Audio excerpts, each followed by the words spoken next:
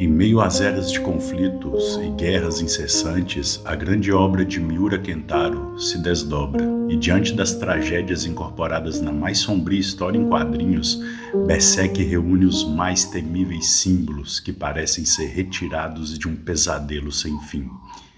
Berserk foi um mangá que consolidou um estilo muito conhecido atualmente por fãs de gamers e outros enredos, chamado de fantasia brutal.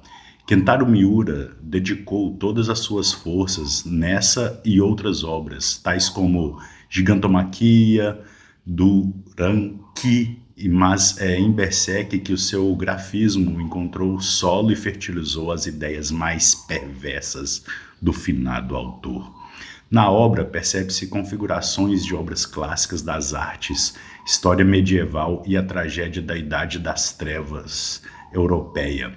Mas o quanto o gênero de fantasia também nos ensina e a reerguer por nossa vontade enfrentar um novo dia repleto de fenômenos sombrios.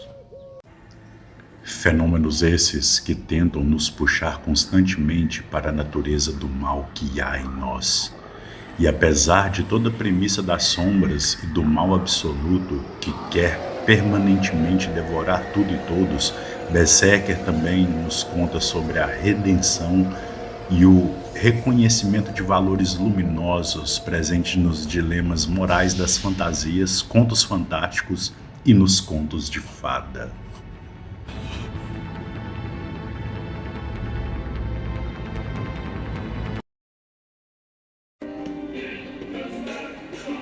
Salve humanidade! Enfim, aqui no Filosartes vamos falar de uma das maiores obras da humanidade, Berserk. Vamos adentrar nos símbolos absolutos do mal, mas também revelar que através do profano o sagrado poderá ser nos consagrado. E nessa obra que nos apresenta um homem movido pelo estigma da intensa masculinidade que Miura Kentaro nos apresenta logo de início em seu enredo, também demonstra um homem que busca a paz através da gentileza. E também vou tentar revelar para vocês segredos que estão por trás de cada arte ali empregado, pois se não sabe, Miura Kentaro também é um excelente pesquisador e estudou muita arte e história medieval. Muitas dessas artes já reconhecidas por alguns fãs e vídeos por aí, e outras ainda um tanto desconhecidas do propósito que ele ressignificou em sua obra. E com tudo isso, pretendo conduzir você ao que será o final dessa magnífica obra Berserk, pois até quando eu faço esses vídeos, saiu até o capítulo 378 de uma série de capítulos que demoraram décadas para ser desenhadas, pois o Miura, como eu já disse, ele também já produziu outras artes, fez hiatos propositais devido à intensidade da sua obra, e já deixando você com imenso ódio igual o Guts, vou demonstrar que Griffith, aquele ser inescrupuloso, é o único capaz de salvar toda a trama. E se você já é fã ou ainda quer conhecer essa magnífica obra de uma fantasia brutal de Miura Sensei, acompanhe essa série de vídeos, pois essa análise durou muito tempo para ser descrita. Tive que rever toda a obra, pois eu acompanhava na época que era lançada, né, anualmente, e após uma das tragédias que a Terra teve que suportar, que foi o falecimento de Miura Kentaro, alguns artistas ainda conduzem a sua obra, e o capítulo 378 foi lançado no final do ano de 2024, então isso daqui será uma tremenda aposta de como será o fim dessa obra, e uma aposta longe de maluquices de bats e essas coisas aí, mas vamos adentrar então nos terrenos profundos, sombrios. E caso você tenha essa heresia dentro de você de questionar aquilo que é profano e aquilo que é sagrado, Deixa o seu curtir aí, comenta também se quiser apresentar outras teorias. E vamos nos tornar heréticos que nem Guts diante desses religiosos cheios de mimimi, fanáticos por aí.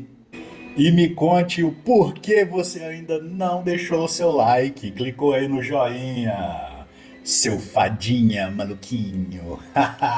Me conte o porquê, me conte o porquê.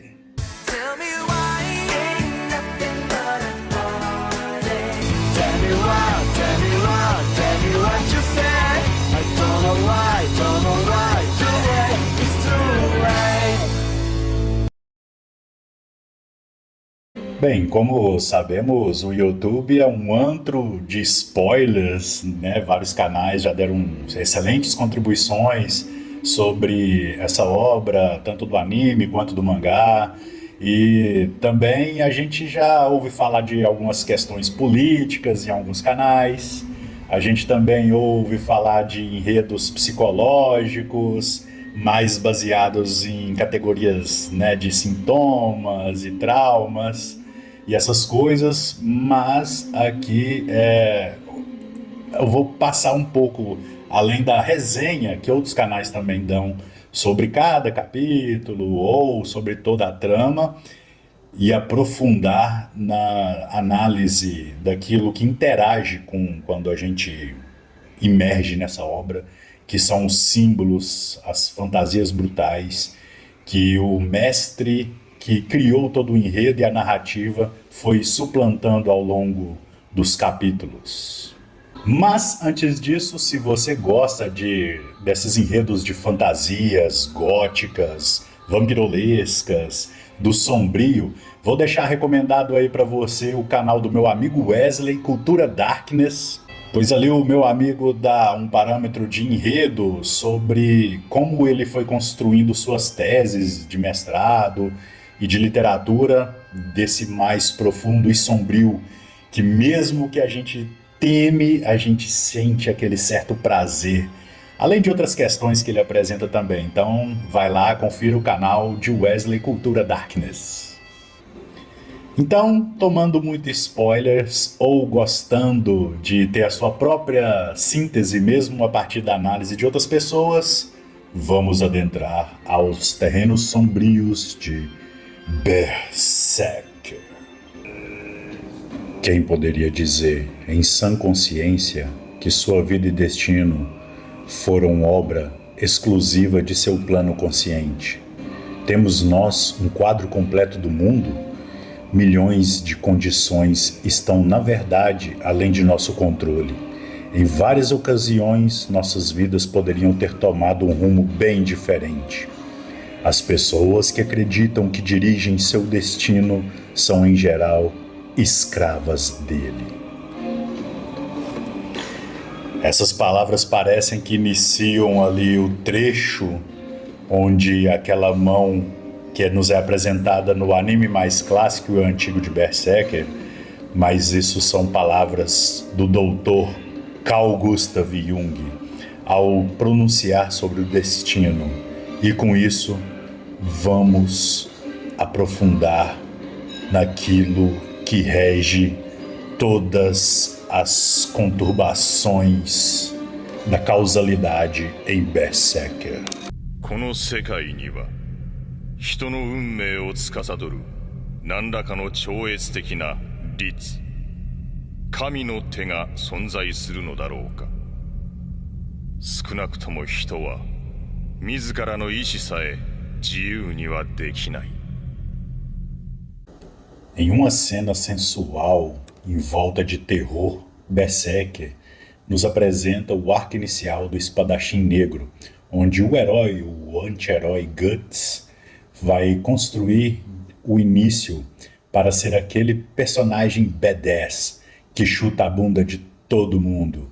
É valentão e silencioso, com um ar de mistério e em sua manopla uma bazuca, uma espada maior do que ele e aquele olho cerrado numa cicatriz, mostrando que ele é resistente a guerras, tragédias de seu passado, o tornando mais másculo ainda até porque Miura Sensei gostava muito dos contos do guerreiro solitário Conan, o que muitos de vocês já sabem. Inclusive, eu acho que isso deve ser uma das coisas que me fascinou muito, pois eu comecei a ler Berserk mais ou menos ali nos anos 2004, por aí, quando a internet começava a fluir no Brasil. E eu li Conan quando era moleque. Meu pai colecionava alguns quadrinhos, alguns gibis. Tinha Conan ali e quando eu começo a trabalhar ali pelos meus 8, 9 anos em algumas coisas para ter um dinheirinho, eu ia na banca e comprava Conan. Gostava muito de Conan. Acho que é por isso que vem assim de impacto. Mas o autor também nunca escondeu gostar muito das fantasias da Disney e de outras obras do cinema norte-americano, mas o seu estilo configurou aquilo que chamaram de fantasia brutal, por haver enredos do terror absoluto e tudo mais. Dessas premissas surge então o valentão Guts, enfrentando os mais diversos demônios, não para salvar a humanidade, muito menos para extirpar o mal e garantir sua sobrevivência, mas sim por vingança e ódio por aquelas criaturas temíveis. Daí que algo sobressai, por mais que os capítulos iniciais mostrem um cara misterioso e forte, estraçalhando tudo que aparecer em seu caminho. Isso que sobressai é seu ódio. Em primeira análise, o ódio é um sentimento emotivo, que não surge do nada nas pessoas. Mas, quando se há um histórico traumático e levado à quase absoluta falta de esperança, o que faz com que pessoas que não tirem suas próprias vidas diante do desespero é o ódio. Esse sentimento destrutivo é como um fenômeno de psicose que surge para contrabalançar a vontade de se autodestruir, mostrando que até mesmo dentro de uma couraça rígida e fria há um lampejo de esperança por algo. Daí então que quero começar a análise profunda dessa obra, não pelos seus arcos ou por conceitos de cada personagem. Quero direcionar para o início dos inícios, que o autor nos apresenta ao longo da obra, as fases de infância da tríade principal, Guts, Casca e Griffith. Claro que teremos adendos de outras personagens que conduzem a história de Berserker, mas vamos observar o ritmo que levou às condutas que muitas vezes não entendemos porque de tais decisões ao longo da obra, mas que já estavam presentes nas fases da infância de cada um deles.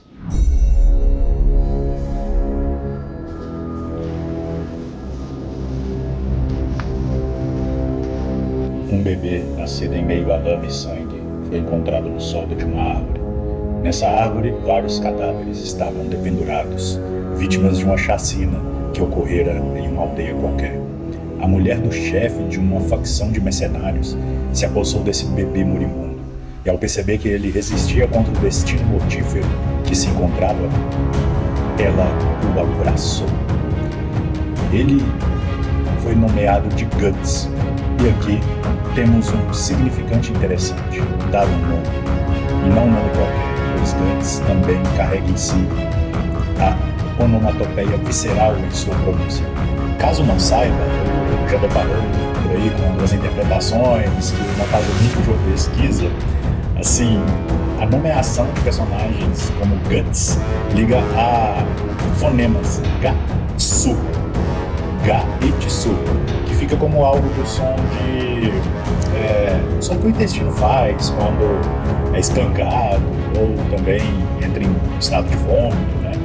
E na linguagem japonesa, essa onomatopeia fala Guts. Aqui entendemos o motivo da escolha de nome pelo autor, pois Guts é totalmente visceral em sua forma de agir, mostrando algo do intestino de sobrevivência que age somente por isso.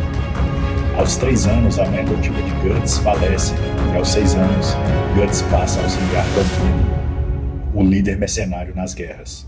Por não haver ferramentas apropriadas para a criança, ele foi treinado com espadas reais do próprio tamanho. E em um desses treinamentos, Gambino dá a primeira cicatriz para Guts, essa que vemos em seu nariz pelo resto da história. Nasce o reflexo zen e assassino de Guts, pois começa a se sentir seguro e vazio quando empunha sua espada, mostrando uma contradição, um contrabalanço e uma complementação daquilo que o deixa em paz e aquilo que o torna um excelente assassino. Aos 9 anos, ele já entrava no campo de batalha como um guerreiro, e mesmo se sentindo acolhido por Gambino, ele sente a primeira traição. Gambino vender o corpo de Guts para um mercenário que o violentou e estuprou o garoto. Ferido e totalmente abalado emocionalmente, Guts passa a referir sua raiva em todos os momentos que alguém aproxima e o toca, mesmo daqueles que só o cumprimentassem ou quisessem o bem dele. Ele vocifera para que não o toquem. Antes disso, houve a ruptura do menino com um bando de mercenários onde vivera toda a sua infância. Guts acredita que Gambino não sabia o que ocorrera, então cuida do líder após este perder sua perna em batalha. Poucos anos depois, Gambino ataca Guts, afirmando que aquele menino era o mensageiro de todo o mal e falta de sorte que vinha ocorrendo em sua vida. Ao se defender dos ataques, Guts mata sua figura paterna e mais um trauma se instala naquele jovem. Com todas as culpas das tragédias em sua mente, Guts foge da perseguição do bando e tenta sobreviver na natureza selvagem.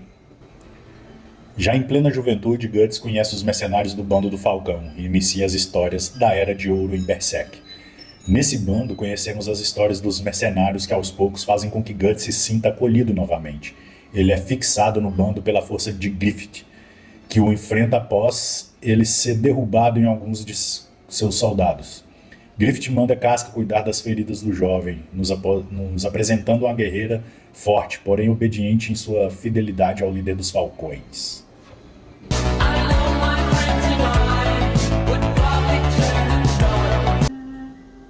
Casca nasceu em um lar com poucos recursos. Seus familiares a venderam para um nobre que prometia cuidar de crianças carentes. Ela parte com esse nobre, temerosa e ressentida por seu abandono.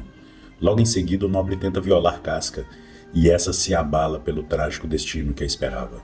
De súbito, uma espada atravessa os dois. Era o jovem Griffith. Avaliando a situação e dando um impulso de sobrevivência para aquela criança. Tomada pelo desespero e esperança, Casca desfere o golpe mortal naquele homem degenerado. Desde então, Casca abandona sua feminilidade para se tornar uma guerreira, alçando sua excelência em combate e se tornando uma das generais do bando do Falcão. Mesmo assim, ela nunca se sente próximo bastante do líder. Griffith foi uma criança comum, provavelmente nascida em uma família da pequena burguesia que residia nos arredores de um reino. Enquanto percorria as vielas da cidade, ele almejava aquilo que seria seu sonho constante, ter seu próprio reino. Em uma de suas aventuras pela cidade, uma estranha senhora ofertou um objeto. Era Berrelite, a qual ela chamava de Joia do Rei, capaz de conduzir o menino a realizar seus sonhos. Os pequenos burgos não são tanto assim como hoje em dia a burguesia é naquela época. Era mais ou menos assim uma tentativa de parecer a nobreza, de refrear-se aquilo dos ideais nobres, que os nobres depois vão tentar criar aquelas vestimentas estranhas para se diferenciar da burguesia. Mas o fato é que o núcleo familiar não era bem desenvolvido nessa época. Então, Griffith, além do sonho de ter seu reino, ele queria o reino para se sentir em casa, se sentir rodeado de uma família. E isso pode mudar tudo. A roda do destino começa a se mover. Griffith se torna um excelente espadachim e líder, o qual um de seus soldados, Judeu, o apresenta como alguém que entende todas as coisas e leva o seu trabalho a sério, mas que sabe sorrir como uma criança e se divertir. Uma pessoa que é bondosa e possui objetivos claros, mas que também é o mal extremo quando confrontado em batalha, fazendo com que as pessoas de seu bando se reúnam ao seu redor, como uma grande fogueira que ilumina, os aquece, mas os atormenta. Alguns canais se referem a Griffith como um arquétipo camaleão. Primeiro que esse arquétipo ele nem existe. Aliás, em si, arquétipos são inexistentes, mas tem um vídeo aqui no Filosarte se referindo sobre o que realmente é um arquétipo. Vou deixar aí para vocês aí, linkado.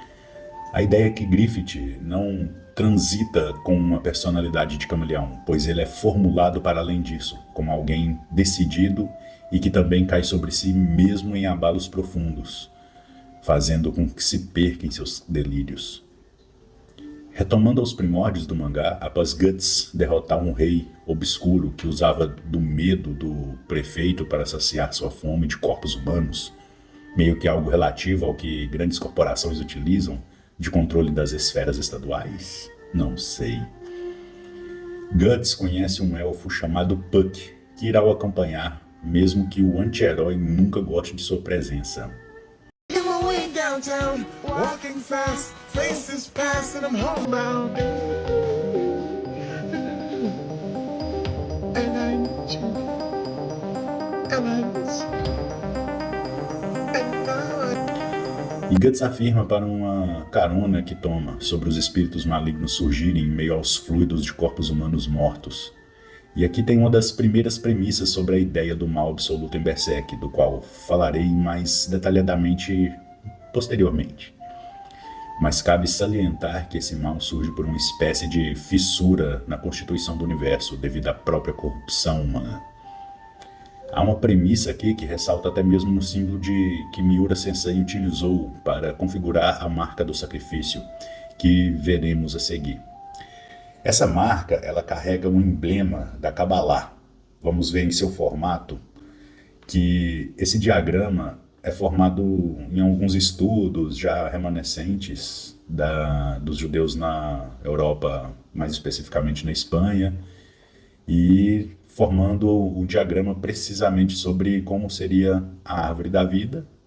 E nesse símbolo da marca do sacrifício, ou como alguns chamam de estigma, esse símbolo seria a contraparte da árvore da vida, a árvore da morte. Esse emblema também é visto no Caduceu de Hermes, o símbolo da medicina e da comunicação comercial, que está presente também na obra de Alan Moore e seus artistas que desenharam no HQ Prometeia, que temos vídeo aqui também no canal falando sobre. A árvore da morte se alimenta de tudo que é maléfico e sintetiza as obras da perversidade e da loucura humana na busca pelo poder ou mesmo pela eterna satisfação de suas insatisfações mundanas. Não vou adentrar em cada símbolo presente nessa árvore maligna, mas se você tiver curiosidade, deixe também o link do vídeo do professor Del Débio em uma conversa direta sobre cada esfera dessa árvore. Nessa estrutura onde as esferas são chamadas de clipotes, ou cascas vazias, veremos todos os símbolos que irão surgir, de criaturas místicas monstruosas aos poderosos poderes insanos do desespero da mão de Deus. O estilo desses seres tem muito do filme Hellraiser e de artes grotescas do século XX. Vale conferir o canal Cultura Darkness para ter mais referências sobre. Vale lembrar que esse domínio do conhecimento do mal absoluto causa tormentas e até mesmo a morte, para aqueles que utilizam sem o devido conhecimento, ou mesmo para os que usam para adquirir seu galardão. Eu me pego muitas vezes pensando se no primeiro caso de pesquisa e desconhecimento dos fatores obscuros que essa cabala traz, foi o que levou o autor da obra a um alto patamar da arte, mas o cobrou, tomando a vida através do seu coração. Mas isso poderá ressoar como uma desonra ao autor. Então vamos retomar ao cenário os símbolos que irão surgir. Esse primeiro arco do Espadachim Negro passa por cenas que darão um tom contra-inquisitivo existente na obra. Miura Sensei não poupa esforços para demonstrar o quão perversos são os regentes da lei, usando da premissa contra os heréticos e o nome de Deus para afirmar esse seu poder. Essa premissa irá surgir diversas vezes ao longo da obra, mas o autor deixa um recado sutil, dizendo que qualquer semelhança com a vida real é mera especulação, pois essa obra é uma fantasia brutal e imaginária. E diante de um médico moribundo que pede auxílio para Guts enfrentar o demônio que se encontra no corpo do conde, o Berrelite é apresentado pela primeira vez na obra.